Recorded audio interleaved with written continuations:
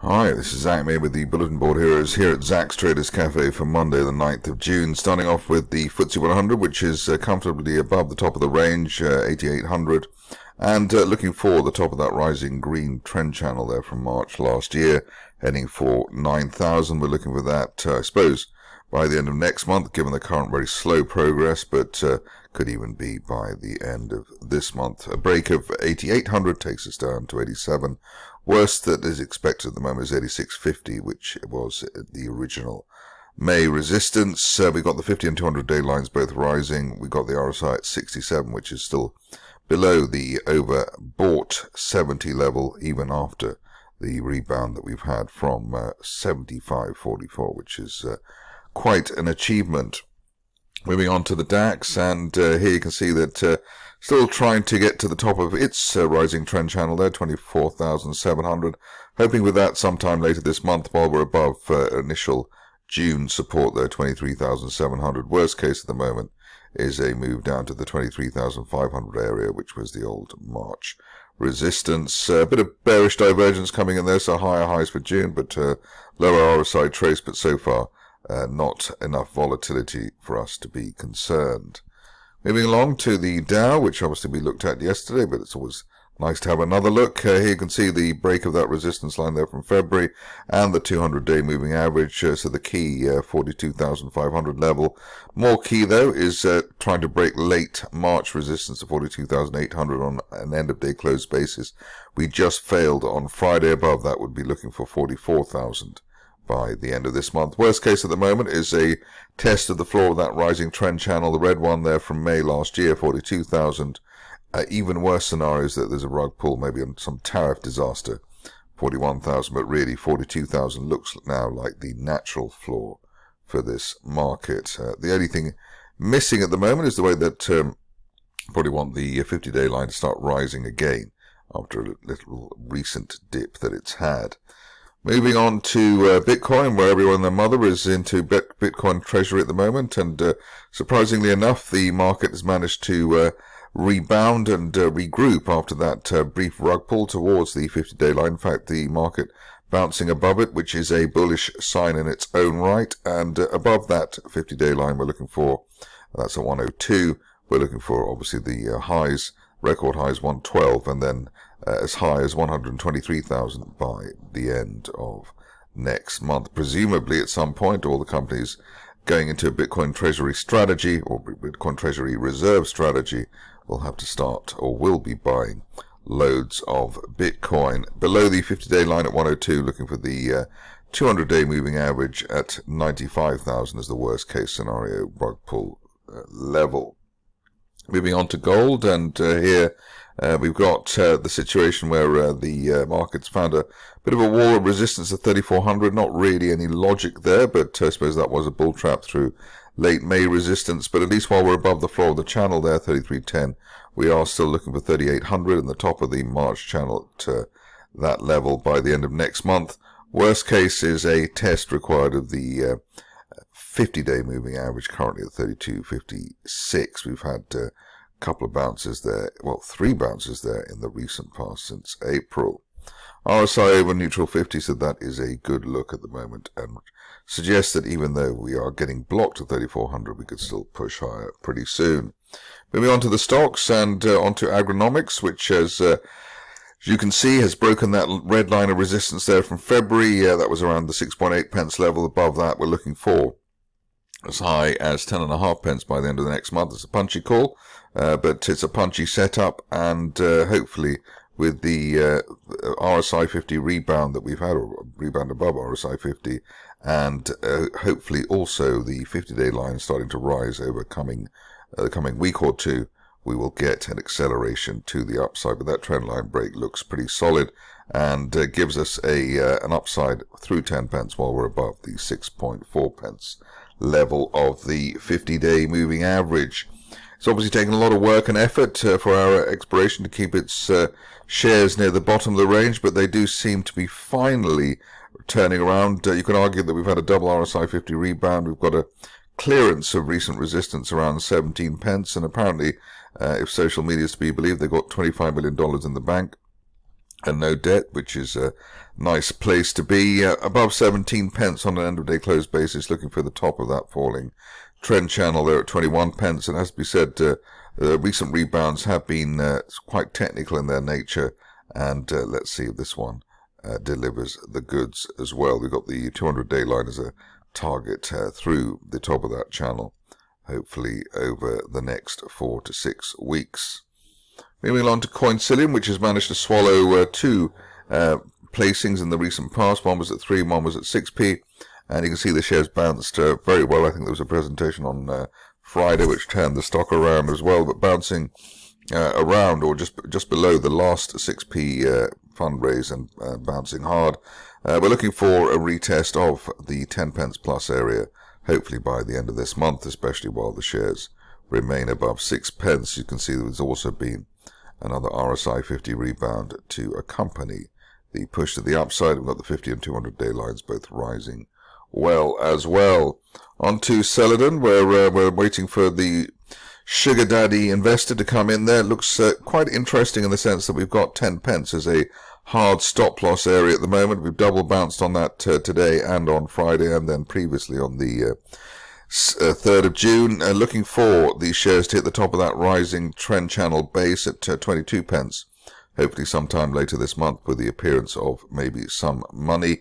The other positive at the moment is the way that the RSI has bounced above neutral 50 and the 50-day line is rising. So above 10, looking for 22 on Celadon. Although obviously that is a punchy call and not for widows and orphans, presumably on the basis that quite a few have been created by that, by the decline that we've already seen in the shares over the recent past. Moving on to electric guitar, and here nice noises to start the week, basically bouncing off the falling 50-day moving average. Nice price action on Friday, opening at the low, closing at the high, and we're already at that, repeating that for Monday, so it looks like something is going on there. The target we've had for quite some time is 0.17, which was the old November support. That should become resistance, and we're looking for that while we're above the 50-day line at 0.09. Nice RSI 50 rebounds as well, a couple of them in the recent past.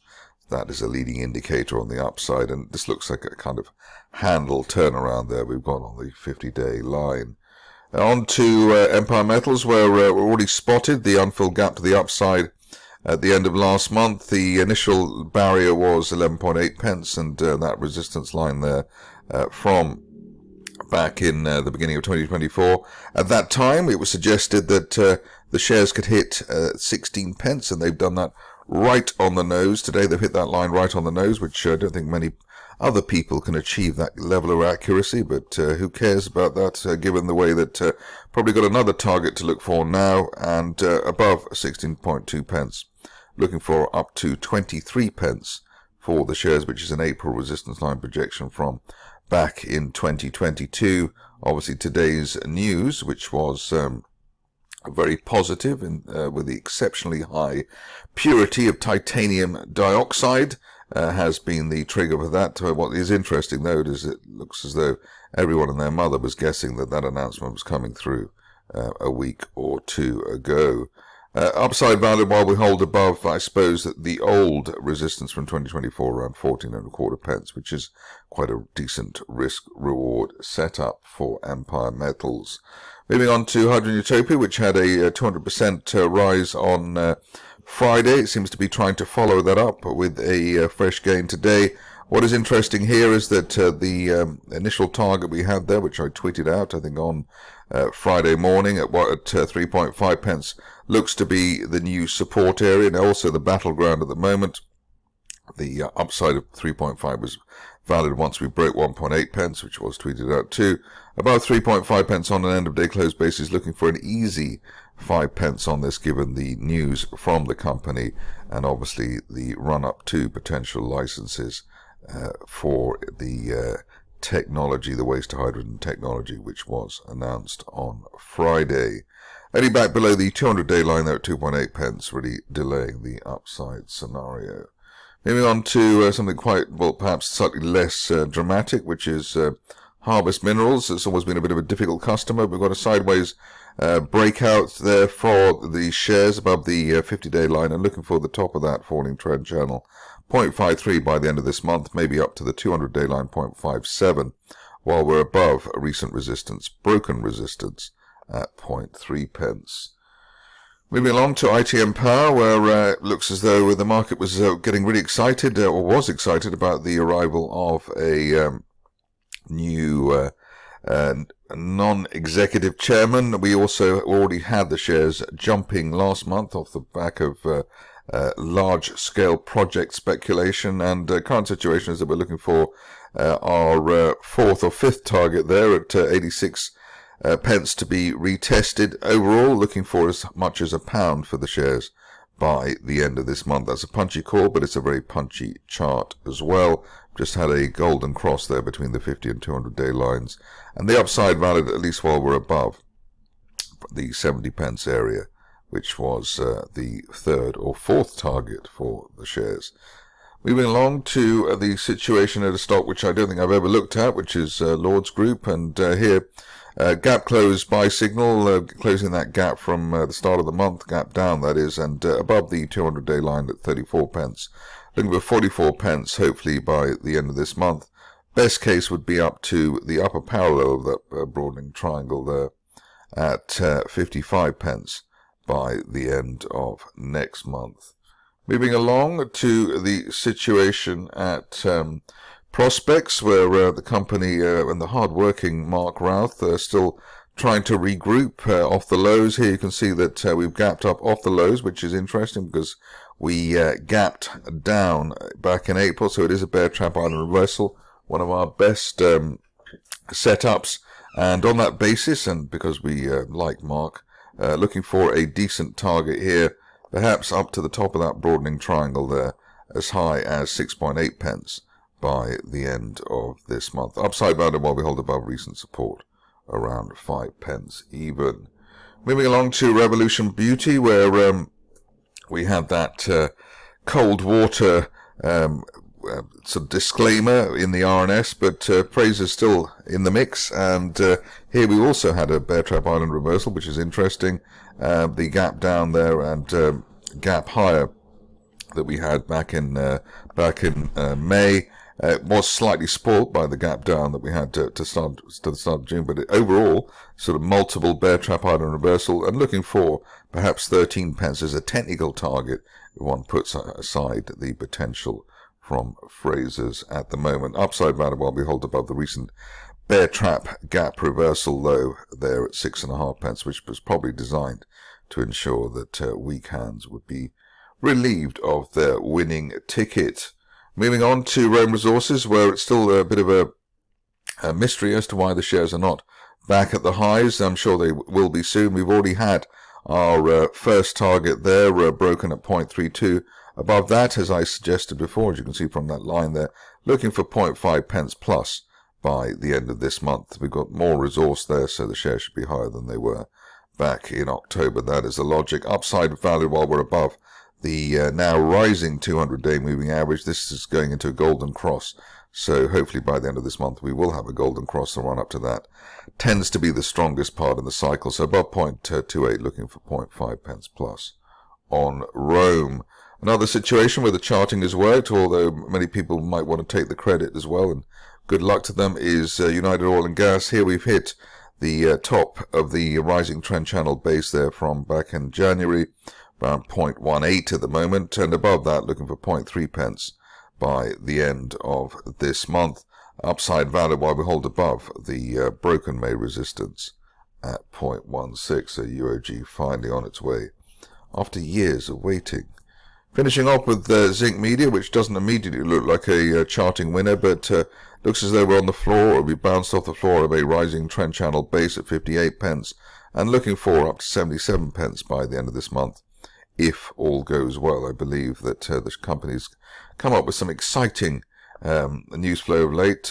Perhaps there's going to be something more exciting than the company being Production Company of the Year. But let's see how that goes. That's it for me today. More updates at the same time tomorrow.